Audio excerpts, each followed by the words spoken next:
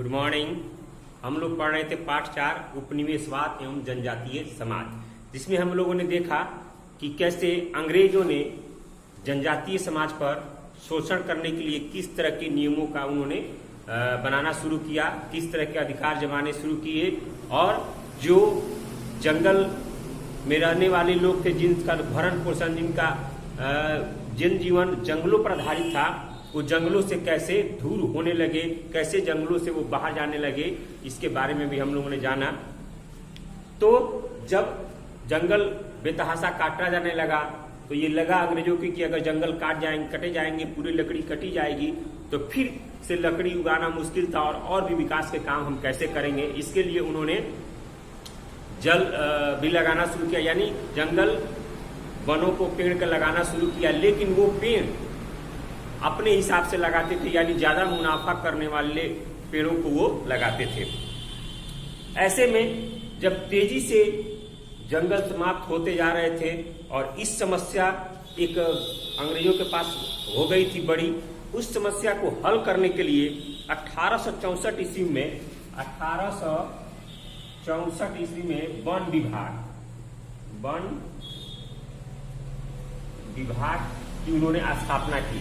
1864 ईस्वी में वन विभाग की स्थापना की और उसके बाद सन 1865 में वन अधिनियम बनाया, जिसमें इसमें बहुत सारे अनेकों कानून इसमें बनाए गए। इस अधिनियम में वन विभाग का काम था जंगलों की कटाई की देखरेख करना, उसकी निगरानी करना, और उसमें जो भी जंगल कट रहे हैं उसकी सारी डाटा रखना, उसका देखरेख करना। और वन अधिनियम के तहत पेड़ लगाना या उसके सुरक्षा के लिए ढेरों सारे नियम को बनाना, ये इसके अंतर्गत था, वन अधिनियम के अंतर्गत।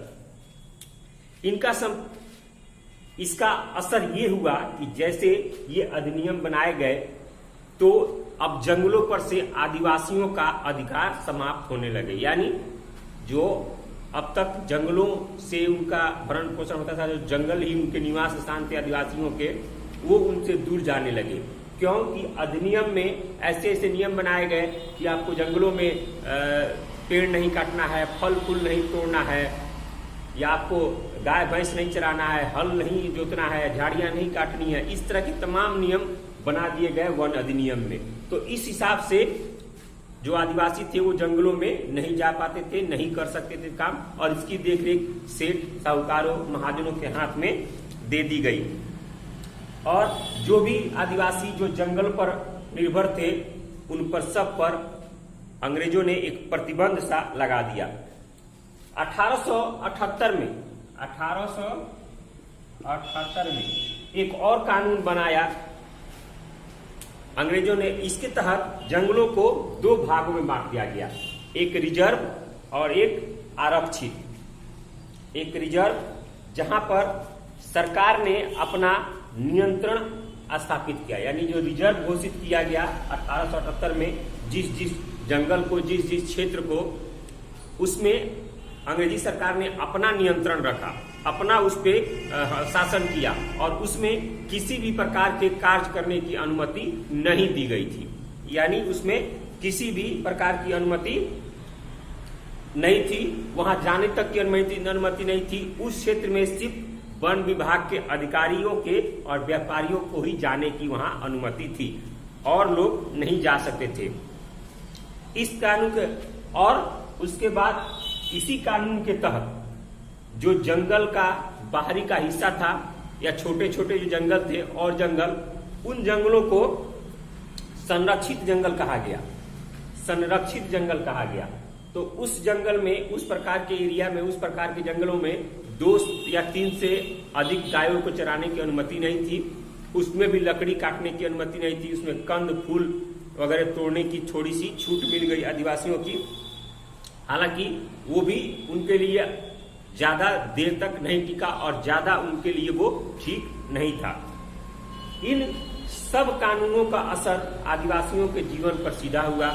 और वो मजबूर हो गए जंगलों को छोड़ने के लिए, और उनके पास अब वो साधन नहीं रहा जीवन बसर करने के लिए। तो इसका उपाय यह हुआ, इसका ये कारण हुआ कि वो अब जंगलों से बाहर आने लगे काम करने के लिए।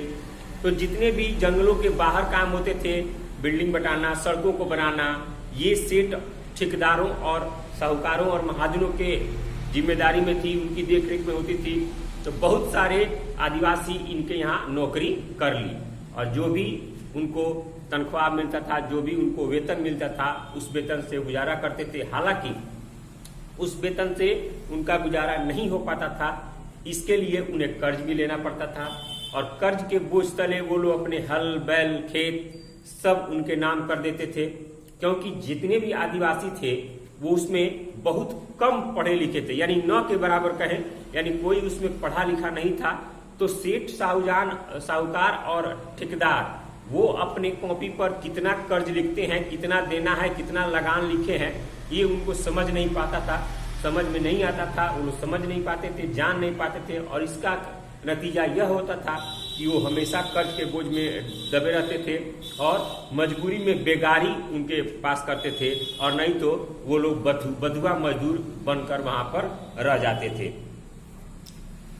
ठेकेदारों के अत्याचार ने ही आदिवासियों को कई क्षेत्रों में काम करने पर मजबूर कर दिया, और अपने जो निवास स्थल था, जो रहने का जगह था, वहां से वो बहुत दूर काम की तलाश में गए। उसमें हजारीबाग और धनबाद, उस समय हजारीबाग और धनबाद जो आज का क्षेत्र है, उस समय कोयला खदानों में बहुत से आदिवासी काम करने के लिए मजबूर हो गए, और बहुत से आदिवासी वहां काम करते थे। हालांकि उनको उतना वेतन नहीं दिया जाता था, बहुत ही कम वेतन दिया जाता था, और अधिक से अधिक मुनाफा वो ठेकेदार और महाजन कमाते थे। उसके अलावा इन ठेकेदारों और अधिकारियों के अलावा ईसाई मिशनरियों ने भी यहाँ आना शुरू किया। उनका एकमात्र उद्देश्य था इनका धर्म परिवर्तन कराना, शिक्षा देने के उद्देश्य से आए कि शिक्षा देंगे। इस आदिवासियों में सबसे बड़ी बात ये थी कि वो ये नहीं समझते थे कि ठेकेदारों का विरोध करना है कि नहीं करना है। वो लोग आपस में मिलकर रहते थे, और ईसाई मिशनरी जो थी उनका धर्म परिवर्तन कराकर उनको अपने में मिलाकर रखना चाहती थी, यानी उन पर अपना शासन मजबूत करना चाहती थी। और किया भी उन्होंने ये बताया कि सेठ साहूकार जो है, ठेकेदार है, उससे हम आपकी रक्षा करेंगे, लेकिन ऐसी बात थी नहीं। और उन्होंने बहुत सारी आदिवासियों को धर्म परिवर्तन भी करा दिया।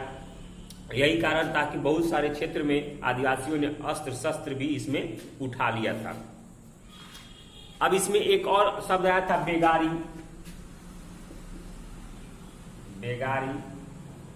इसका मतलब है बिना वेतन के काम करना।